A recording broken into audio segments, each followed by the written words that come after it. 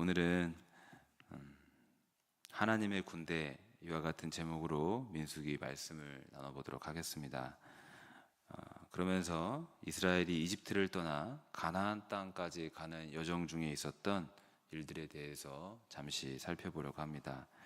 가나안 땅으로 가는 여정에 관한 성경의 기록이 출애굽기에도 있고 민수기에도 있습니다. 그 중에 우리가 읽은 오늘 민수기는 백성민, 셀수, 기록할 기 이런 한자어를 써서 백성의 수를 세어 기록한 책 이런 뜻을 가지고 있습니다. 이 책에는 실제로 이스라엘 백성들의 인구를 조사하는 내용이 담겨 있습니다. 그래서 영어 성경에서도 숫자들이라는 의미를 갖고 있는 넘버스라는 이름으로 이 성경을 부릅니다.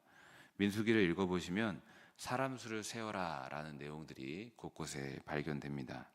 그런데 히브리어 성경에서는 이 민수기를 좀 다르게 부릅니다. 히브리어 제목은 베미드바르인데 이것은 광야에서 라는 뜻을 갖고 있습니다. 왜 이런 제목을 붙였을까?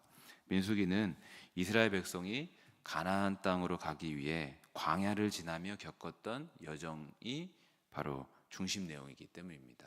그래서 광야에서 이스라엘 백성들이 어떻게 나아갔는가 볼 수 있습니다. 이처럼 우리는 민수기를 통해서 이스라엘이 400년 넘게 이어진 그 이집트의 노예 생활을 청산하고 하나님의 인도하심을 따라 약속의 땅 가나안 땅으로 향하는 그 여정을 살펴볼 수 있습니다. 먼저 생각해 볼 것은, 그렇다면 이스라엘 백성들은 어떻게 해서 이집트 땅에서 노예로 살게 되었는가? 원래는 조상 야곱과 그의 자녀들 그리고 온 일가족이 이집트 고센 땅에 정착했을 때에는 자신들이 노예로 전락할 줄은 몰랐었는데, 그 이집트에서 이스라엘 사람들이 자꾸 세력이 커지고 번성하고 하다 보니까 이집트 바로 왕이 이스라엘 사람들을 견제하기 시작했습니다. 이스라엘 사람들이 세력이 커지면서 혹 우리나라 가운데서 반란, 폭동을 일으키면 어떻게 하는가, 이런 염려로 억압을 하기 시작했습니다. 그래서 남자아이로 태어나면 산파들로 하여금 바로 죽이게 했고 강제 노동을 시키면서 노예화 시켰습니다. 그렇다면 노예로 전락했었던 이 이스라엘 사람들이 어떻게 해서 이집트를 탈출하였고 새로운 땅 가나안 땅을 향하여 나아갈 수 있었는가? 반란군을 조직했는가? 군사훈련을 몰래 해가지고 하루아침에 들고 일어나서 이집트 군대를 무찔렀는가? 그런 게 아니었습니다. 그런 게 아니라 전적으로 하나님의 은혜였습니다. 하나님의 전적인 도우심이었습니다. 모세라는 지도자를 세우시고 이스라엘을 계속 억압하는 이집트에 무려 10가지 재앙을 내리시면서 이스라엘을 출애굽하게 하셨습니다. 그런데 여기서 한 가지 짚어보고 싶은 게 있습니다. 사실 하나님은 이스라엘의 노예 생활과 탈출에 대해서 약 600년 전에 미리 그들의 조상인 아브라함에게 이 모든 상황에 대해서 예언해 주셨다라는 사실입니다. 미리 알려주셨다라는 사실입니다. 그 내용이 창세기 15장 13, 14절에 있습니다. 같이 읽어보도록 하겠습니다. 여호와께서 아브라함에게 이르시되 너는 반드시 알라 너의 자손이 이방에서 객이 되고 그들을 섬기겠고 그들은 400년 동안 내 자손을 괴롭히리니 그들이 섬기는 나라를 내가 징벌할지며 그 후에 내 자손이 큰 재물을 이끌고 나오리라. 아멘. 하나님께서 이스라엘의 조상이 되는 아브라함에게 미리 예언해 말씀하셨습니다. 너의 후손이 다른 나라에 가서 다른 나라 사람을 섬기며 즉 노예로 전락하고 고난을 당할 것이다. 400년 동안 괴롭힘을 당할 것인데 이후에는 그 나라를 내가 징벌할 것이고 너의 후손들은 그곳에서 나오게 될 것이다. 약 600년 전에 그 말씀이 있었고 실제로 이 말씀대로 이스라엘 백성들은 이집트에서 하나님의 도움으로 탈출하게 됩니다. 여러분, 이 성경의 말씀을 보면서 여러분들은 어떤 생각이 드시는지 첫째로는 우리가 뭘 생각해 볼 수 있냐면 역사는 하나님께서 주관하신다는 사실입니다. 하나님의 분명한 뜻과 목적을 이뤄가고 있는 역사라는 사실입니다. 역사는 그저 흘러가는 게 아니라 하나님의 뜻과 계획 속에서 흘러가고 있습니다. 좀 비교해서 설명하자면 이신론적 세계관에서는 신이 세상과 우주를 만들었으나 자연의 법칙에 따라 움직이게 그대로 놔두시고 손대지 않는다, 이런 생각을 갖고 있습니다. 인간의 사사로운 개인사와 인류 역사에 개입하실 만큼 신이란 그렇게 한가롭지 않다, 이렇게 생각하는 겁니다. 그러나 이런 세계관과 다릅니다. 하나님은 우리를 구원하시기 위해 역사 속으로 들어오셨고 지금도 살아 역사하고 계시다라는 사실입니다. 둘째로 깨달을 수 있는 것은 하나님은 언약을 반드시 성취하시는 분이다라는 사실입니다. 하나님은 아브라함에게 하신 약속을 정해진 때에 그대로 지키사 이스라엘을 구원해 내셨습니다. 하나님은 약속을 지키시는 신실하신 분이십니다. 이것은 우리에게도 매우 중요한 진리입니다. 왜냐하면 하나님께서 우리를 죄에서 구원하시겠다고 약속하셨고 그 약속을 실제로 신실하게 지켜 이루셨기 때문입니다. 우리를 어떻게 죄에서 구원하셨습니까? 그 아들 예수 그리스도의 피로, 예수 그리스도의 보혈로 우리의 모든 죄값을 갚으시고 우리를 해방시키셨습니다. 요한계시록 1장 5절에 보면 우리를 사랑하사 그의 피로 우리 죄에서 우리를 해방하시고, 요한계시록 1장 5절 한번 읽어봅니다. 충성된 증인으로 죽은 자들 가운데에서 먼저 나시고 땅의 임금들의 머리가 되신 예수 그리스도로 말미암아 은혜와 평강이 너희에게 있기를 원하노라.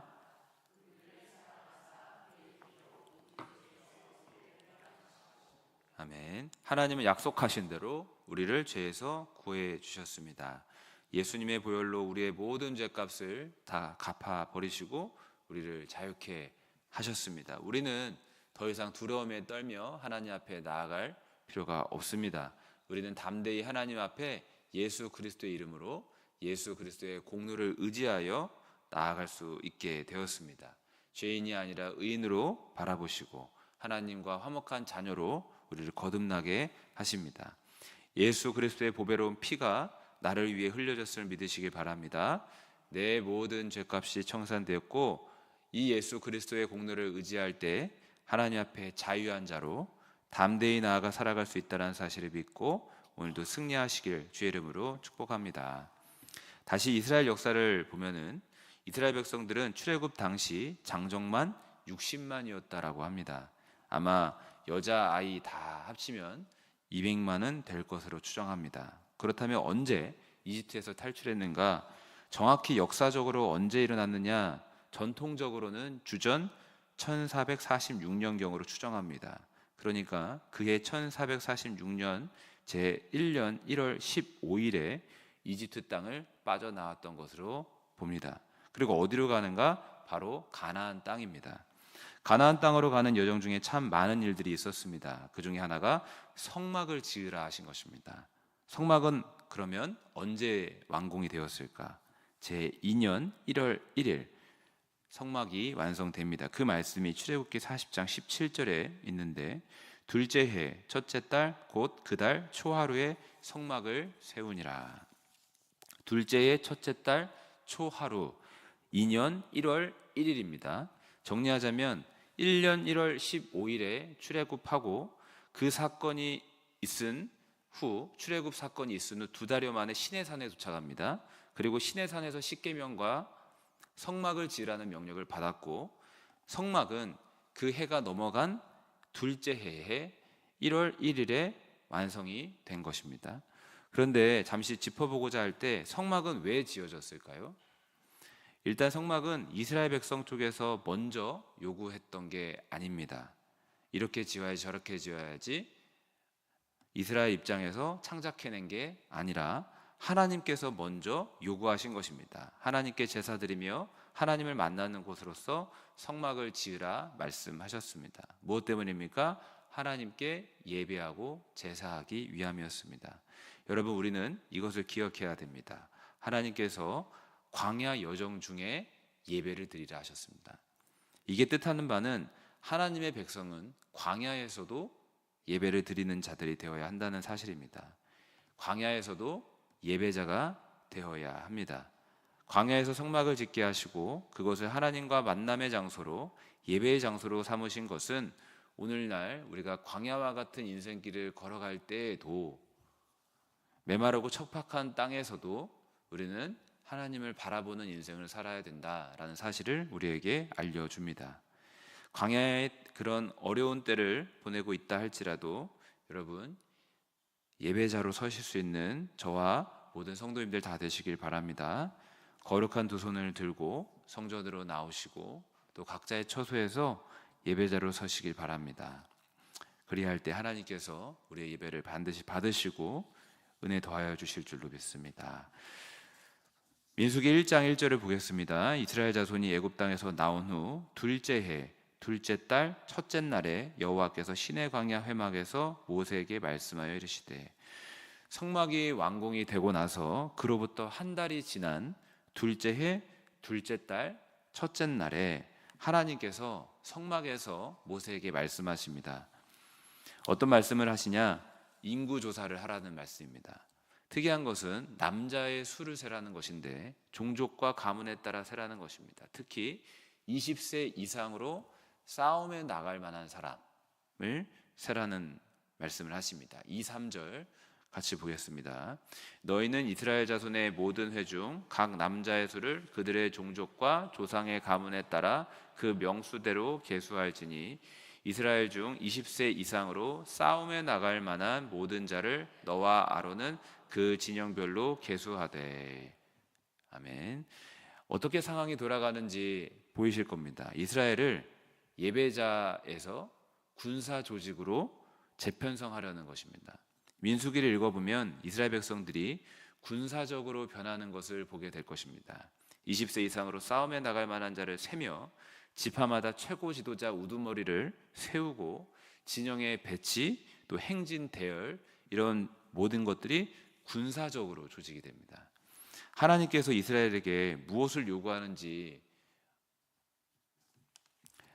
아실 겁니다. 군대가 되라는 것입니다. 예배자임과 동시에 한 단계 더 나아가서 적과 싸워 가나안 땅을 취할 강한 군사가 되라고 말씀하시는 것입니다. 이것이 우리에게 무엇을 말씀하고 있는 것입니까? 하나님께서는 자기 백성을 통해 예배를 받기를 원하시며 동시에 이 땅에 하나님의 이름으로 나아가 하나님의 영광을 위해 싸울 강한 군사가 되는 것, 그것이 하나님의 뜻이다라는 사실입니다. 관련된 말씀 디모데후서 3장 5절에 이렇게 기록됩니다. 너는 그리스도 예수의 좋은 병사로 나와 함께 고난을 받으라. 그리스도의 군사로 우리가 서라는 말씀입니다. 그렇다면 군인의 가장 중요한 자질이 무엇입니까? 바로 충성인 줄로 믿습니다. 상관의 명령에 따르는 것인 줄로 믿습니다. 그것을 우리에게 적용하자면 하나님의 명령을 따르는 군사가 되는 것, 그것이 우리의 삶의 목적이다라는 사실입니다. 영일의 성도님들께서도 하나님의 군사, 하나님의 군대로 서서 하나님의 명령을 따르며 사시기를 주님의 이름으로 축복합니다. 그리고 마지막으로 한 가지 잊지 말 것은 우리의 싸움은 우리 스스로만 해내는 게 아니라는 것입니다. 우리의 대장 되신 예수 그리스도께서, 하나님께서 싸워주신다는 사실입니다. 출애굽기를 보니까 모세가 이스라엘 백성들을 데리고 이집트를 빠져나왔을 때 홍해 앞에 진을 치게 되었습니다. 말 그대로 사면 초가의 상황입니다. 뒤에는 이집트 군대가 쫓아오고 있었고 앞에는 홍해가 가로막고 있었습니다. 장자 죽음을 겪고 나서 빨리 이스라엘 백성들을 보냈던 그 바로 왕이 그새 마음이 바뀌어서 군대를 보냈던 것입니다. 문제는 이렇게 앞뒤로 쌓여서 더 이상 움직일 수 없는 그런 상황이 되었고, 백성들은 그때 모세를 원망합니다. 여기서 죽느니 그냥 이집트에서 살 걸 그랬다. 왜 하나님 말씀 듣고 모세를 따라와서 이 지경이 됐는가? 죽음 당하는 거 아니냐? 그때 모세가 이렇게 말합니다. 두려워 말라. 하나님께서 오늘 너희를 위해 행하시는 구원을 보라. 하나님께서 너희와 함께 싸워 주실 것이다. 출애굽기 14장 13절 14절 두 말씀 다 같이 읽어보겠습니다. 모세가 백성에게 이르되 너희는 두려워하지 말고 가만히 서서 여호와께서 오늘 너희를 위하여 행하시는 구원을 보라. 너희가 오늘 본 애굽 사람을 영원히 다시 보지 아니하리라. 여호와께서 너희를 위하여 싸우시리니 너희는 가만히 있을지니라. 아멘. 하나님께서 싸워주신다 말씀하시는데 어떻게 일하셨습니까? 하나님의 방법은 아무도 생각하지 못했던 방법이었습니다. 홍해를 마르게 하시고 홍해 아래에 길을 내셨습니다. 다 죽었다 끝났다고 하는 그 자리에서 하나님은 걸을 수 있는 길, 피할 수 있는 길, 이길 수 있는 길을 내어주셨습니다. 그리고 그 홍해에 바로의 군대가 빠지게 하셔서 승리케 하셨습니다. 여러분, 이것이 하나님의 승리하는 방법입니다. 이것이 하나님의 놀라운, 우리가 정말 헤아릴 수도 없는 깊고도 넓은 방법입니다. 그러므로 여러분, 하나님을 바라보시길 주의 이름으로 축복합니다. 하나님의 말씀을 붙잡으시고 그 아들 예수 그리스도를 붙잡으시고 예수 그리스도의 이름으로 오늘도 담대히 기도하며 살아가시길 주의 이름으로 축복합니다. 하나님의 뜻을 붙잡고 충성하는 군대로 서시면 하나님께서 싸워주시고 우리로 하여금 승리를 얻게 하실 줄로 믿습니다. 말씀을 마무리합니다. 우리는 하나님의 자녀입니다. 아무 자격 없지만 예수 그리스도 안에서 하나님의 자녀가 되었습니다. 예수 그리스도의 피의 공로를 통하여 우리의 행함과 공로와 선함이 아니라 예수 그리스도의 공로로 하나님의 거룩한 백성 자녀가 되었는데, 우리의 그 정체성은 첫째는 예배자입니다. 광야에서도 예배하는 예배자입니다. 나아가서 하나님을 위해 앞서 싸우는 하나님의 군사들이기도 합니다. 맡겨주신 사명이 분명히 있으실 겁니다. 대단한 사명이 아니어도 새벽을 지키며 기도하는 사명이 있으셔서 하나님께서 새벽을 깨우게 하셔서 이 기도의 자리로 여러분들을 부르셨을 텐데, 가정을 위해서도 기도하시고 또 교회를 위해서, 나라와 민족을 위해서도 기도하시고, 또 여러분들에게 맡겨주신 하나님의 그 일상의 사명들도 있으실 겁니다. 그런 사명들 속에서 하나님의 이름으로 하나님을 의지하며 나아가시면 하나님께서 반드시 그분의 방법으로 이기게 하여 주실 줄로 믿습니다. 기도하겠습니다. 살아계시고 거룩하신 하나님 아버지, 감사합니다. 우리를 구원해 주시고 예배자로 서게 하시고 하나님께서 도우시는 군사의 삶을 살아갈 수 있도록 인도해 주심도 감사를 드립니다. 하나님, 이기게 하여 주옵소서. 우리와 싸워 주시옵소서. 승리를 얻게 될 줄로 믿습니다. 감사드립니다. 살아계신 예수님의 이름으로 기도합니다. 아멘.